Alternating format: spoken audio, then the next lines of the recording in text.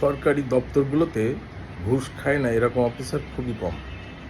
Maximum officer ঘুষের সাথে এবং অবৈধ লেনদেনের সাথে জড়িত। কিন্তু যেখানে এর বিচার হবে সেই বিচারালয়ে যখন ঘুষের রাজত্ব চলে এবং একটি ফাইলও ঘুষবিহীন ওই ফাইল কোনো জায়গা থেকে নড়ে না, আপনি মনে করেন যে 1 কোটি টাকা ঘুষ আর 100 টাকা ঘুষও কিন্তু ঘুষ। একটা ফাইলের গায়ে আপনি যদি ওর মুখ থাকতো বা ওর যদি জবান থাকতো, ও বলতে পারতো যে আমার এই ফাইলটা নড়তে নড়তে কত টাকায় নড়েছে, শেষ পর্যন্ত এর ফলাফল হয়েছে। তো সেটা যদি ওর মুখ দিয়ে বলানো যেত তাহলে বোঝা যেত।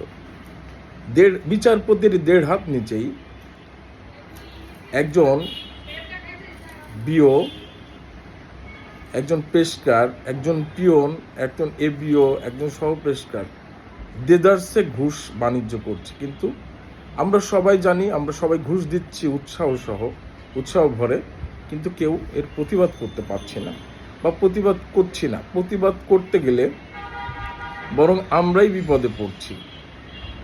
আবার এইটাকে যখন সংস্কারের দাবি উঠছে তখন দেখা যায় তারা কর্মবিরতি পালন করছেন, অরাজকতা তৈরি হচ্ছে। আসলে হয়েছে কি, একটা সিস্টেমকে যখন ভেঙে দেওয়া হচ্ছে বা একটা সিস্টেমের বিপক্ষে যখন চলে যাচ্ছে তখন মনে হচ্ছে এটা অপরাধ। এটা সরকার আমাদের পরে নির্যাতন করছে, আমাদের পরে আইন প্রয়োগ করছে অবৈধভাবে। আসলে যেটা হওয়ার দরকার ছিল সেটা কোনোদিনও হবে কিনা আমার জানা নেই।